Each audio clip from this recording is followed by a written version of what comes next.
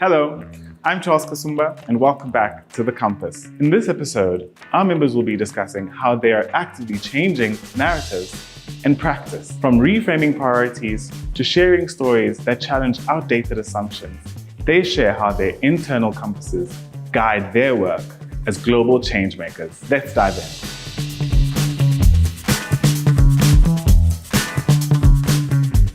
Hi, so I'm Mariana Rondon, Program Director of Plataforma CIPÓ. We are a Brazilian think tank founded and led by women dedicated to climate, sustainable development, and global governance reforms, looking from a perspective of the Global South, but also Latin America. What about you? It's a great pleasure to be with you and to share some experience. I'm Gilles Yabi, based in Dakar, Senegal, originally from Benin, which is another West African country. And I'm the executive director and founder of WATHI, West Africa Citizen Think Tank. And the idea of WATHI is to be a platform that allows people from the region and actually also outside the region to think collectively about the major challenges that we face. And so we organize a lot of roundtables and discussions, and we also publish papers on everything which is important for the future of West Africa. Oh, great. Amazing. So the first question we have is, what is common misconception about our regions? And so how do you see that if you have to pick one? Yeah, maybe I can add also that, initially I was trained as a development economist, and then I worked as a political analyst for many years on conflicts in West Africa. And so it's a bit difficult to talk about the misconception and the narratives because, of course, from my own experience, I work on some difficult issues, which are part of these misconceptions about Africa in general: poverty, conflict, violence, bad governance are, I think, still quite dominant when people hear about the continent, generally not only West Africa.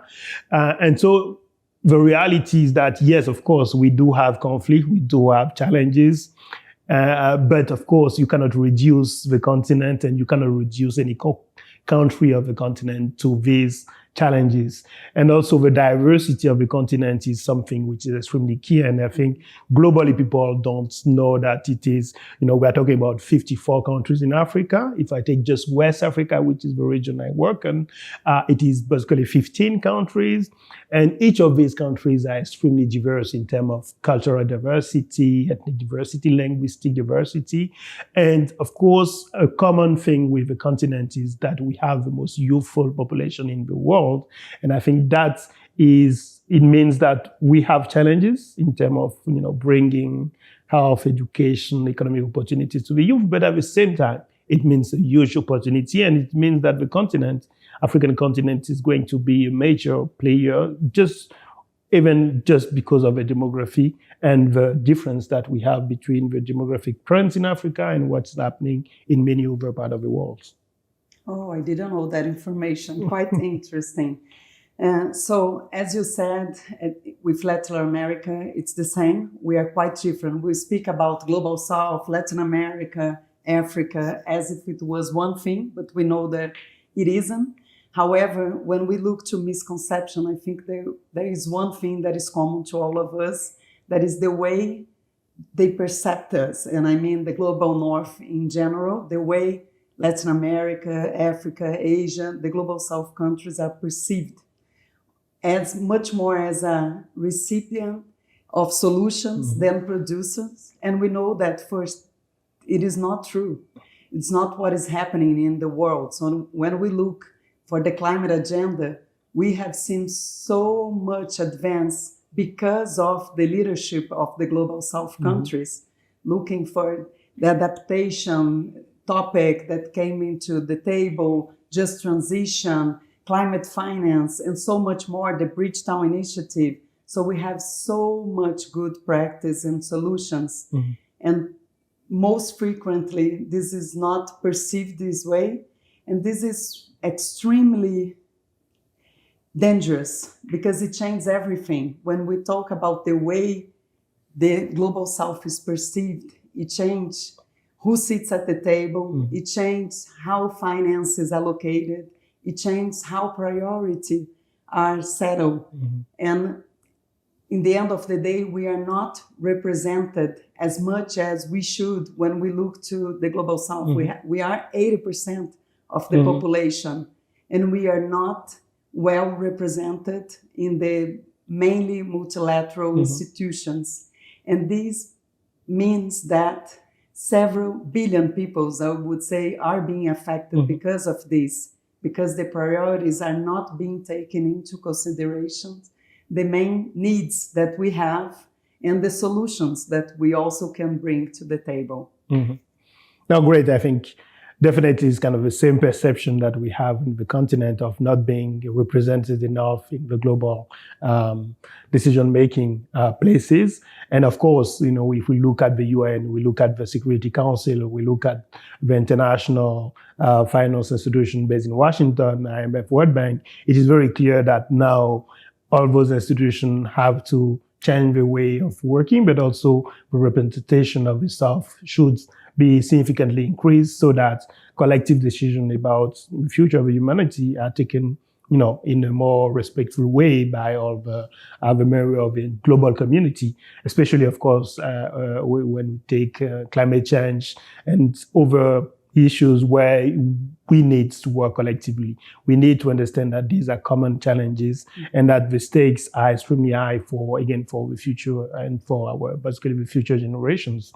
And I think that especially what is happening now in terms of, you know, a lot of attacks on multilateralism, I think it's the right period where southern countries have to increase their relationship, their contact, the discussion, so that we work on shaping the new multilateralism that have to come. Yeah, one thing is that it's not only unfair, but it's also not working. When we look to the numbers, when we look to the evidence, what shows is that the way the priorities are being set in the multilateral system is not working. Looking for the SDGs, for example, last year, the UN launched the SDG implementation report. We know that that's the Secretary General words, we are severely off track. The expectation is to achieve only 17%. And we are talking about hunger, we are talking about poverty, we are talking about food insecurity, billions of people living in these conditions. And this has much to do with the fact that we are underrepresented. And going back to the first question, that it's misconception. In the end of the day, it's all linked. How we are seen and how we are perceived and the space that we are occupying and where we should be.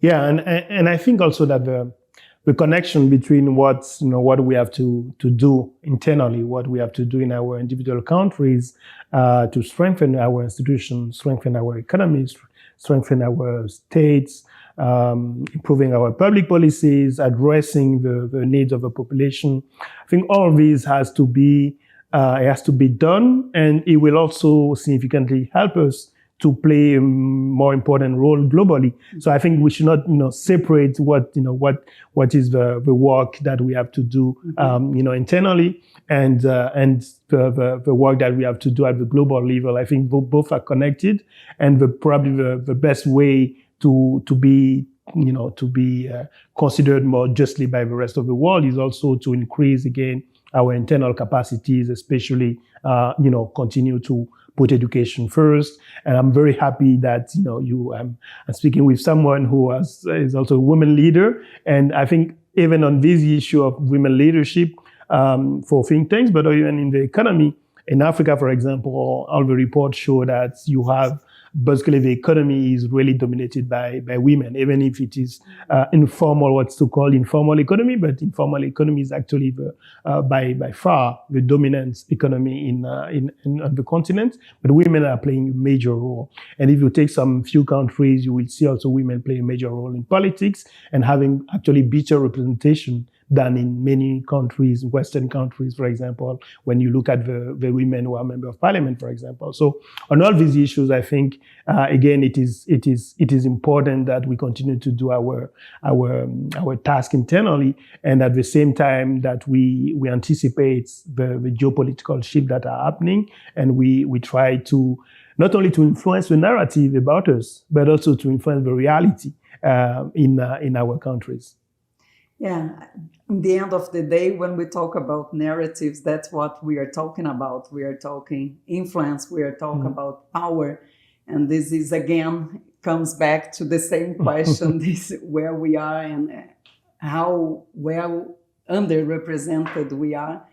Because when we have the narratives, and this is so important, that one of the work that we are developing is the 148 Billion campaign, together with Southern Voice, to be more transparent and also inclusive the next election of the Secretary General of the UN, but also to raise this gender issue as well. Why not a Madam Secretary General?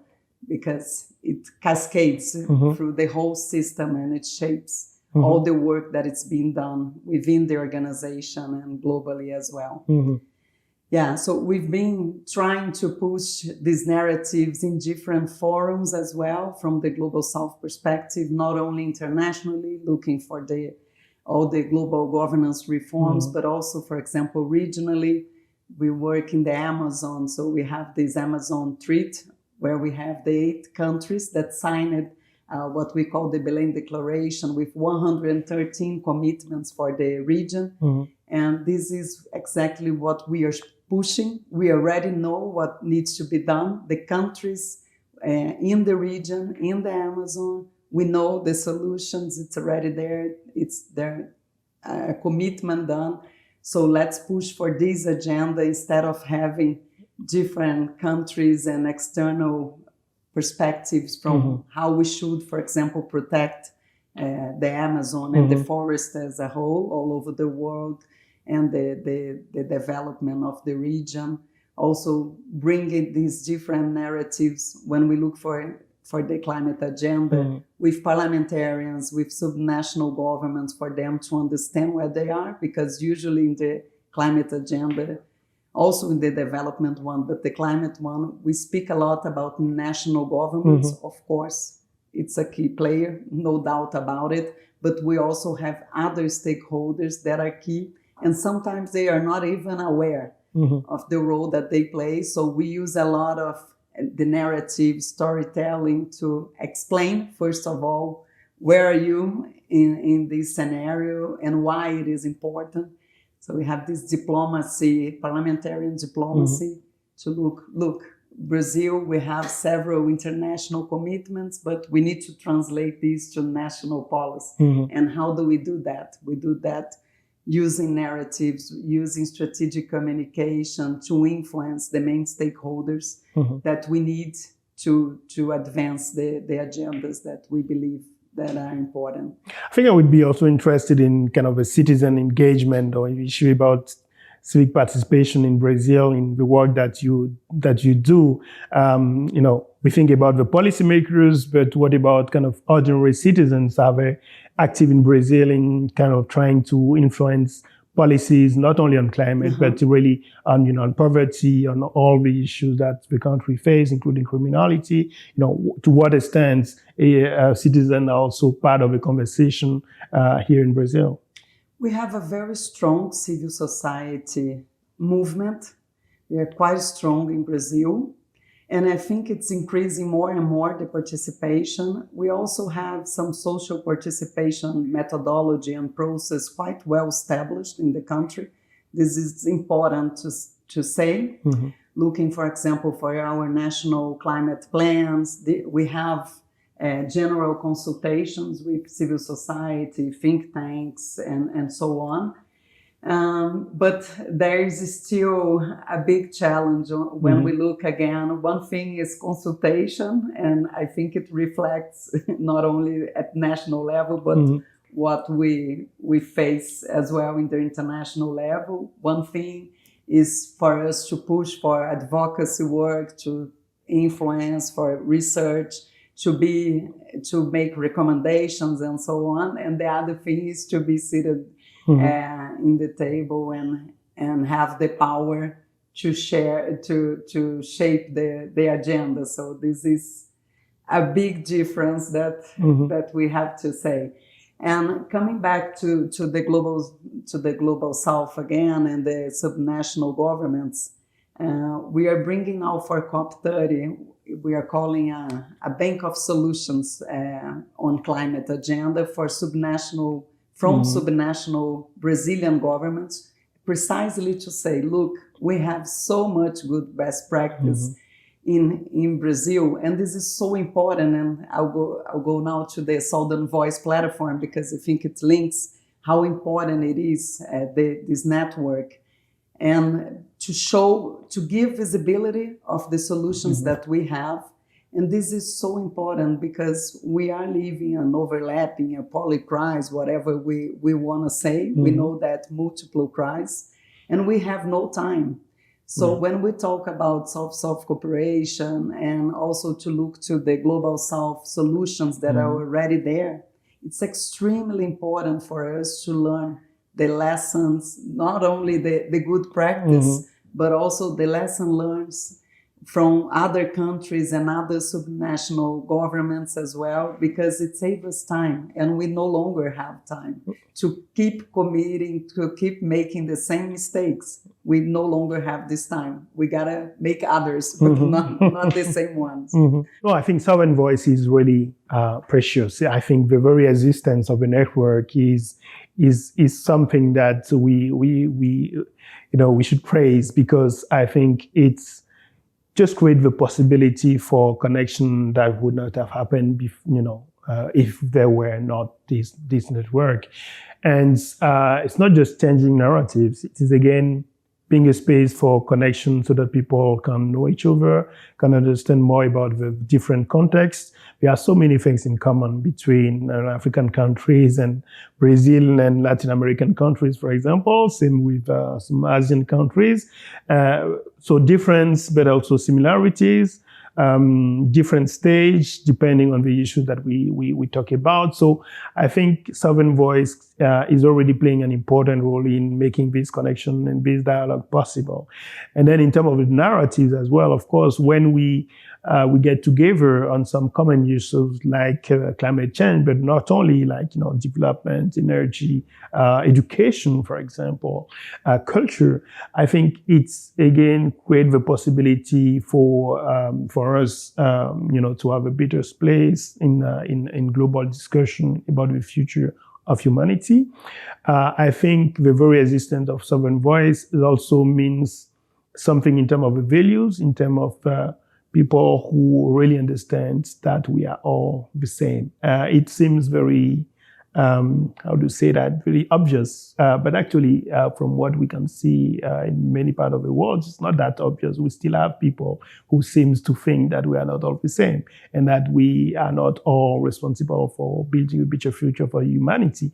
And I think now it is very clear that, again, Latin America, Africa, Asia, we are very aware of what happened in the past. It is important that now we are focused on how to build a better future for ourselves, but also for humanity and for the planet.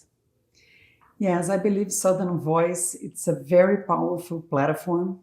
One, because as I said, we have no time anymore. So we have this overlapping of crises, multiple crises, when we look to inequality, when we look to the economic situation, geopolitical, and goes on and on, the climate emergency.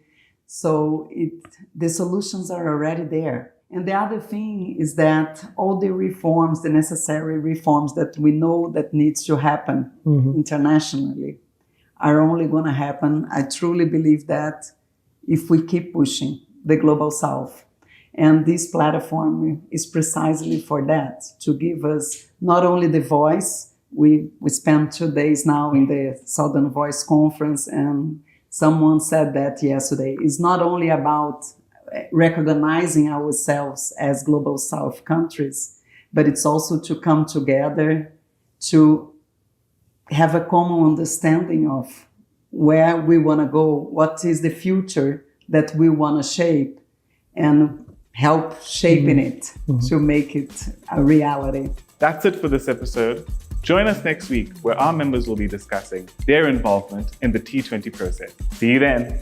So one of the things that I think this process from T20 to Sulfur Voice to BRICS and others bring is that we start to understand a little bit more what are the mind gaps, what are the knowledge gaps that we have, what are the cultural difference, respecting this difference, but establishing effective dialogue.